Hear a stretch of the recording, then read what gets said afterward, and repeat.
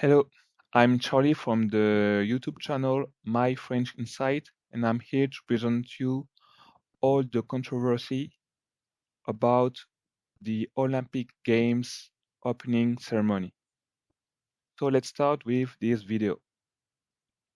Paris 2024 Communications Director Anne Descamps returned this Sunday to the controversy surrounding one of the paintings in the Olympic Games opening ceremony. Clearly, there was never an intention to show disrespect to any religious group. On the contrary, I think that Thomas Joly really tried to really intend to celebrate community tolerance. That was his word yesterday. And looking at the result of the polls that we shared, we believe that this ambition was achieved. If people have taken any offense, we are, of course, really, really sorry. And clear. So this comment, they don't apologize. They say they're sorry. It's all very well to apologize, but these are not people who got there by chance. Everything has been validated. So let's move on to this article from Marianne. Morocco, Algeria, United States, countries that censored part of the Olympic opening ceremony.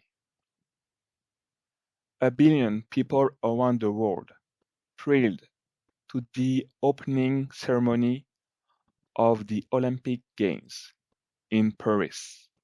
But on the evening of Friday, July 26, not everyone was able to enjoy the entire extravaganza in the French capital. One picture, in particular, was the subject of censorship. The one where singer Philippe Catherine appears almost naked, entirely painted blue, emerging from a bell. And behind him, a replica of The Last Supper, Christ's Last Meal, by Leonardo da Vinci, with drag queens, which didn't fail to spark controversy on social networks. More surprising, in the United States, too, the painting was not broadcast by all the TV channels offering the opening ceremony. The network preferred to air commercials and support spots for the American team during the delayed broadcasts in prime time across the Atlantic and in the middle of the night in France. Last but not least, L'Équipe specifies in its article that China, for its part, retransmitted the images in their entirety,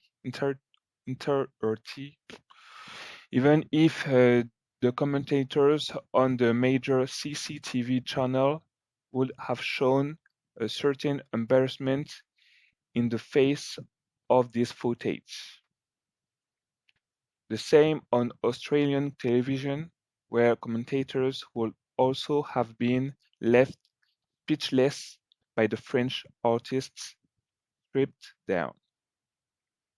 So let's move on to this tweet. My faith, it's not a game.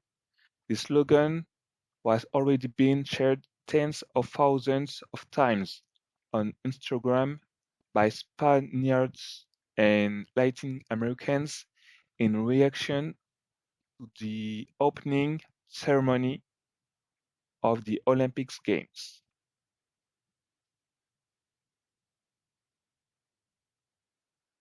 And this video Thomas Joly, the one-man orchestra for the grandiose opening ceremony of the Paris Olympics, was keen to defend his intentions at a post-ceremony press conference. And I just translate. I'm going to translate you the interview. Une question pour Thomas Joly. A question for Thomas Joly. Do you understand the reactions sometimes offended this morning? I quickly read the reactions of Muslims in Morocco or Catholics in Australia who have found some unacceptable moments. So he answered, I haven't looked at my phone yet. I don't know what exactly you're talking about as a reaction. I think we agree with my team. Our focus was to include. Okay. Obviously, when we want to include everyone, we have to exclude anyone. But our intention was never to be impertinent or subversive. Our idea was simply to include everyone in this great diversity. Okay. So there's this tweet.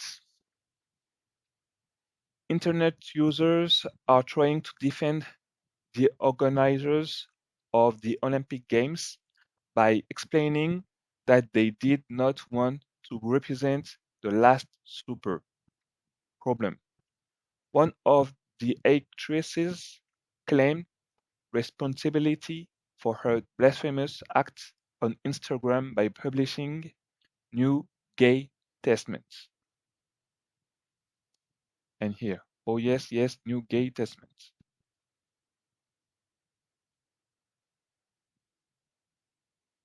And this tweet with this video. Mais non, je pense que c'est peut-être l'autre. Non, attends. Ah! Oh! Oh!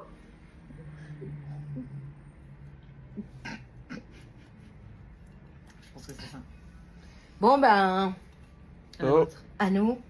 Et à la here's to nôtre. you. À la vôtre. Cheers. Hasta mañana. Adiós. Muy bien. Muy bien.